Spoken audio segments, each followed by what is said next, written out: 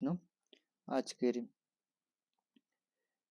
মহাভারতের যে বড়বড়ি আছে, তো সেই বড়বড়ি কে, তো বড়বড়ি ঘটনা আলোচনা করব। তো এই বড়বড়ি হচ্ছে ভীমের নাতি, ভীমের নাতি। কিভাবে, যে ভীম যখন বনেতে গিয়েছিল, তো সেই সময় এই হিড়ম্ব রাক্ষসীর সঙ্গে তার দেখা হয়। তো ওই হিড়ম্ব রাক্ষসী ভীমের কাছে প্রার্থনা করেছিল যেন তাকে একটা সন্তান দেয়, তাকে বিয়ে করে। তো তার আশা পূরণ করে ভীম। তো সেই ভীমের সেই সঙ্গে, তো সেই হিড়ম্ব রাক্ষসী ভীমের পত্নী হিড়ম্ব রাক্ষসী, তার থেকে সন্তান হয়। সেই সন্তানের নাম হচ্ছে ঘটোৎকচ। ঘটোৎকচের ছেলে হচ্ছে, পুত্র হচ্ছে এই বড়বড়ি। এই বড়বড়ি ছিল বীর যোদ্ধা। তিনি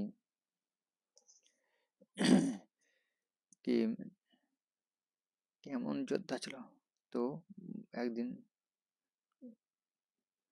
যুদ্ধে হওয়ার আগে ভগবান শ্রীকৃষ্ণ মানে ব্রাহ্মণের বেশে সেখানে এসেছিল, যে তাকে পরীক্ষা করার জন্য, যে বীর যোদ্ধা তো কেমন বীর যোদ্ধা।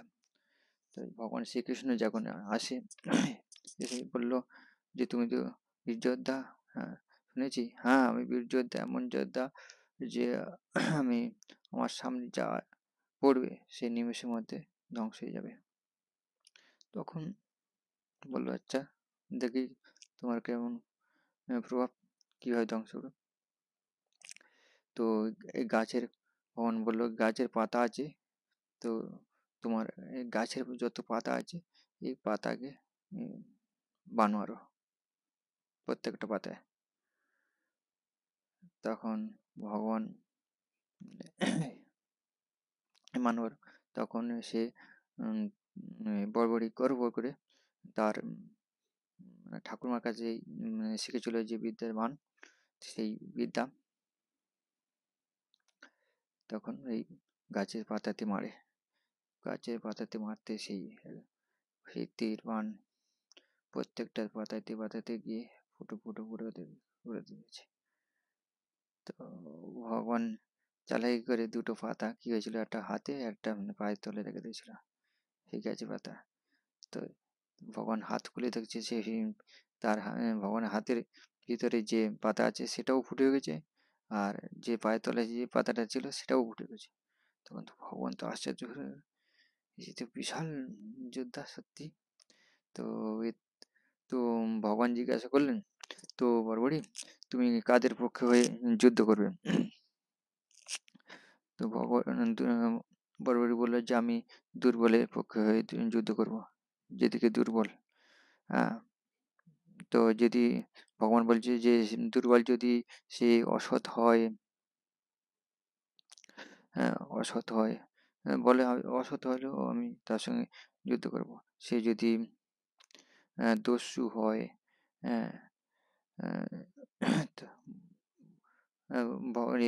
বড়বড়ি বলছে যে আমি, সে অসৎ হোক দস্যু হোক, আমি যেদিকে মানে যে কমজোর, যোদ্ধারা কমজোর হয়ে যাবে সেই দিকের পক্ষে হয়ে আমি যুদ্ধ করব। তো এইভাবে তো ভগবান দেখলো যে বড়বড়ি তো মানে যেদিকে মানে যুদ্ধ করতে করতে যেদিকে মানে এই যে এরা প্রথম পাণ্ডবের দিকে যুদ্ধ করবে, তো পাণ্ডব কৌরবরা যদি দুর্বল হয়ে যায় ও আবার কৌরবের দিকে চলে যাবে আবার, এইভাবে তো এ তো ভালো না।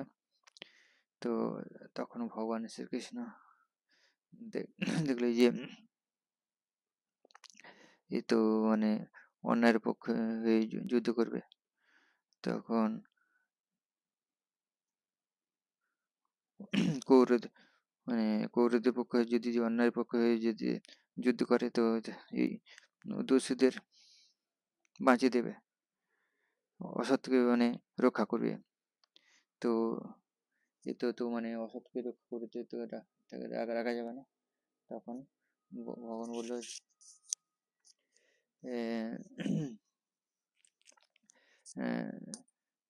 তুমি কি করো, যে এখন তো পাণ্ডব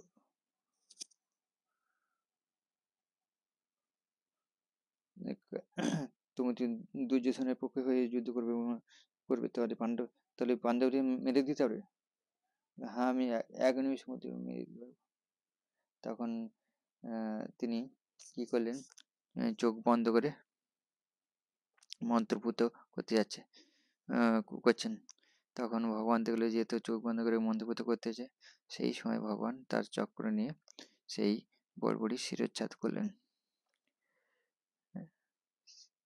তখন সেই শিরোচ্ছেদ করেছে, তখন তার মানে সেই মানে শিরটা মানে মাটিতে পড়েনি, হাওয়াতে উঠতেছে। তখন তো এত মানে সাধনা ছিল যে সে তার সে মরেনি। তখন সে যখন শিরচ্ছেদ করলেন, তার চোখ খুলে দেখছে যে সামনে ভগবান শঙ্কর চক্র গদা পদ্মধারী নারায়ণ তাকে দর্শন দিলেন বড়বড়িকে। তখন বড়বড়ি ভগবানকে প্রণাম করলেন। তো